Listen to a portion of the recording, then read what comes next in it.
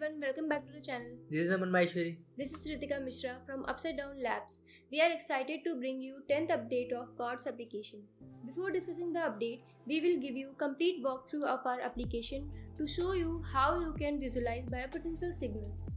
Let's quickly make all the hardware connections by referring to the image on screen.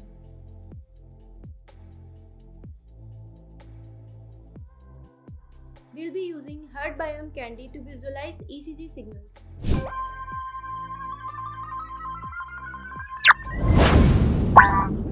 Search chords.upsidedownlabs.tech on your browser and click on Visualize Now. Make sure to first upload the Arduino firmware as per the development board you are using.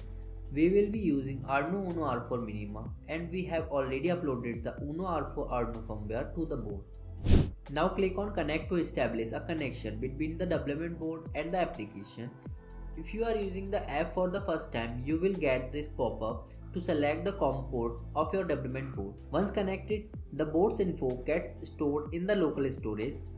So when you disconnect and again click on Connect, you don't get the pop-up. The board is directly connected. You can see the ECG signals being visualized on channel 1 here. Now let's look at all the features one by one. The second button here is for zoom in and zoom out, using which you can either zoom in to look at the signal closely or zoom out for an overall view. The third button is for pause view, which allows you to pause the data stream and save up to the last 5 snapshots of your data. Snapshots are automatically captured per frame and can be navigated using the left and right button. You can also record the data in CSV format using this button. Use the button on the left to set the recording duration. Once the recording is done, you can download or delete individual files stored in IndexedDB. Additionally, you can also download all files as a zip or delete them all with the single click. This button can be used to apply filters.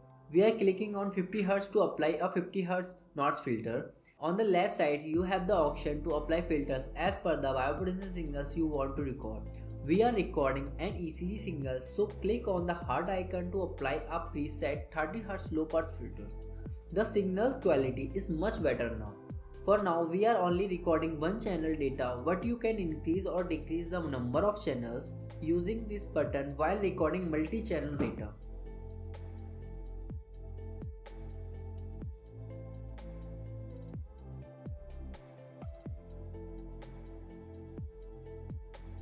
This was a quick overview of the application.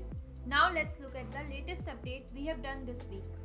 Previously there were only 4 seconds of data being displayed per frame, but now you have the flexibility to control the data you want to visualize per frame using this button. This feature allows you to select the desired time duration from 1 to 10 seconds, enabling you to choose how many seconds of data you want to display on screen in one frame.